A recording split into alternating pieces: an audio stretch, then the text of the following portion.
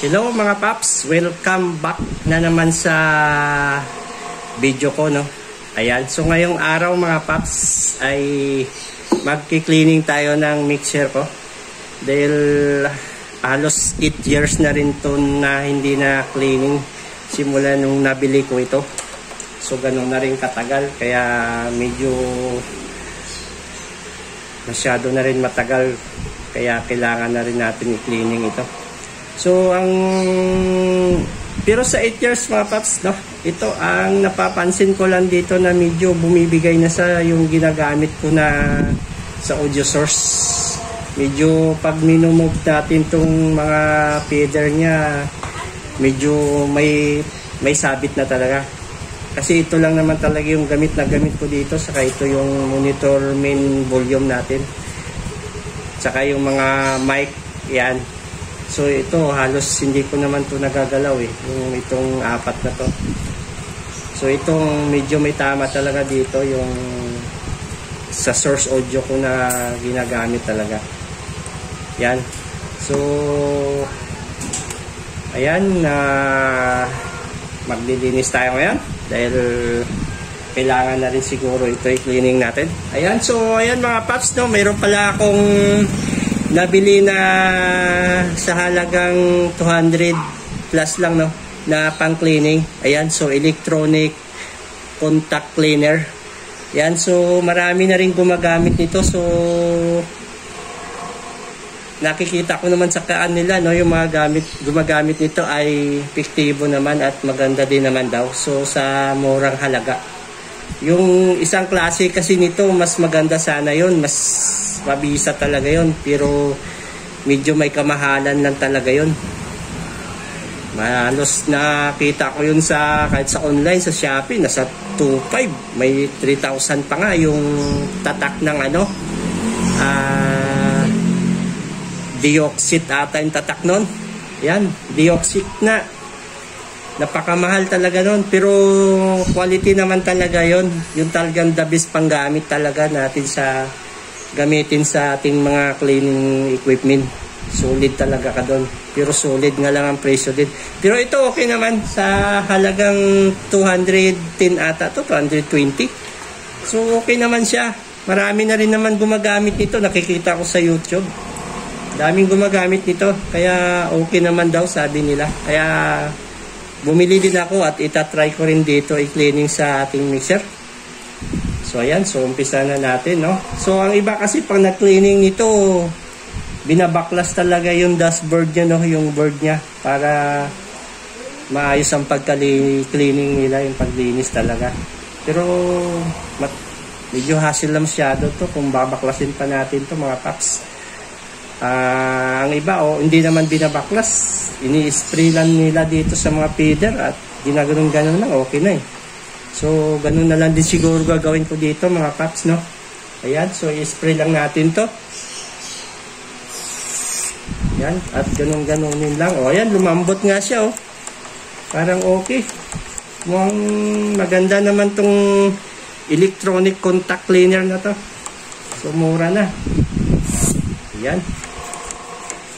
Pahingi akong basahan dahil.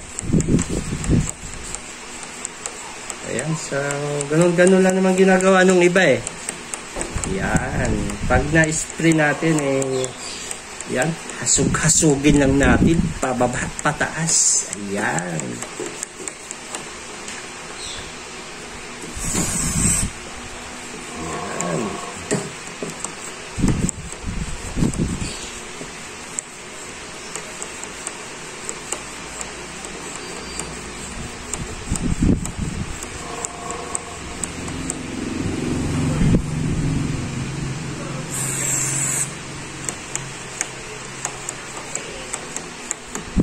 Lumambot naman siya. Okay naman tong product na ito, no. At least mura lang. Yung Deoxit, okay sana yung, kaso napakamahal talaga, mabigat sa bulsa mga paps. Pero yun talaga ang nire-recommenda ng mga expert na sa mga Audiotek. Maganda talaga pang linis yun mga paps. Ito okay na rin to. At least mura lang. Yan. So sa hindi pa nakagamit nito mga paps, no, sa hindi pa nakapag-cleaning ng kanilang mga mixer, ito na. Sa murang halaga, pwede na natin pagtiyagaan to. Ayan. At least kayang-kaya natin sa budget. Yung Deoxit talaga, medyo mabigat talaga sa bulsa yun. Nakita ko sa Shopee, pinakamura doon, 2.5 eh.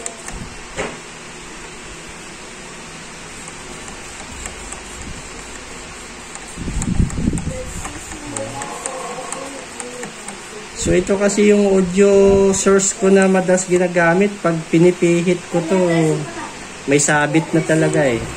Kaya kailangan ko na talaga siyang linisin.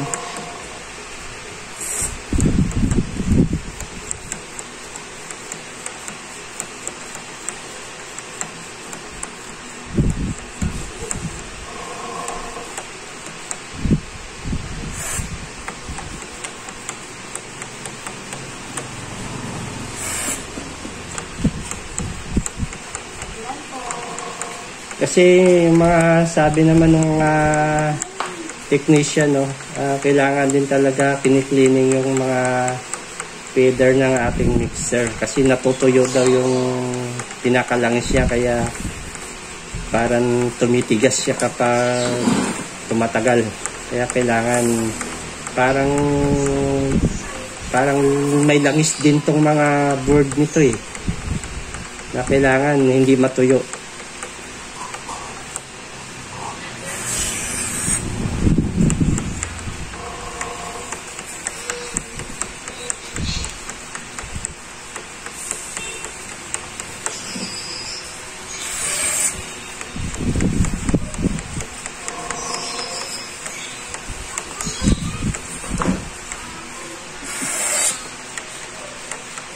Yan, so spray lang natin sa pinakabutas ng feeder natin mga paps. Ganun lang kasimple mag-cleaning nito. Okay sana kung babaklasin natin ito, mas better. Mas malinis natin ng ayos. Pero medyo kahirap sa oras pag binaklas pa natin ito.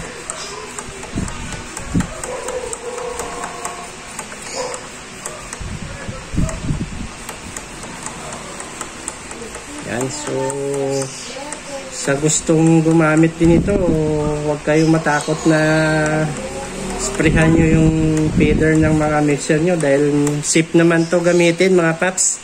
Marami gumagamit nito sa YouTube, nakikita ko, kaya bumili na rin ako.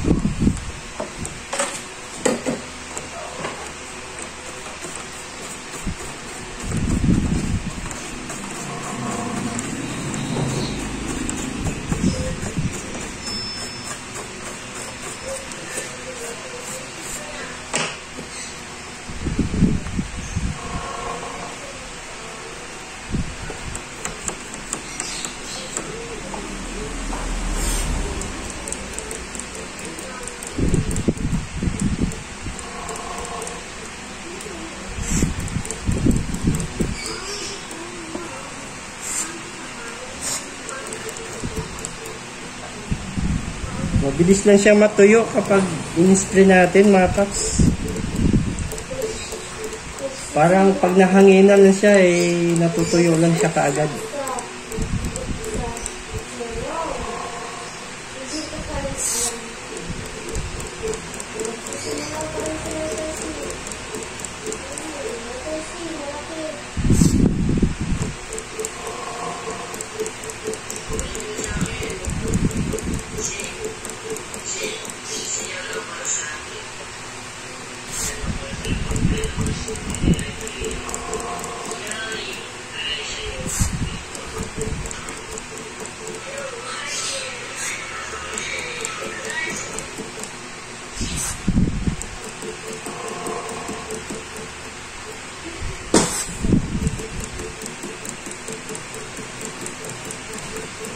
Ayan mga paps, no? So ito lang naman ang gusto ko linisin dito, yung mga fader niya. Kasi ito medyo mahirap linisin to. Mahirap siya istrihan, no? Kasi wala siyang butas eh. So wala naman problema pa ito eh. So ito lang talaga, dito lang akong namumblema dahil may sabit na talaga itong mga fader na to kapag minumove ko. Kaya itong importanteng malinis.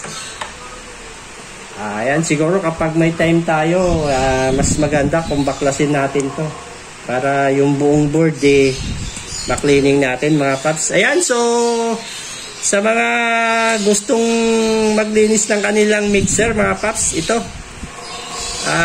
abot kaya ang electronics contact cleaner. 210 lang ata bili ko nito. So hindi masyado mabigat sa budget, kaya garantisado naman siya gamitin. Mabilis lang siya matuyo kapag in-spray mo. Yan. So sabi nung mga gumamit na ito, sip naman daw talaga to. Yan. So okay, thank you. So hanggang dito na lang video natin mga paps. Sa next video ulit mga paps, so paki-subscribe, follow na lang din mga papsi. So maraming salamat.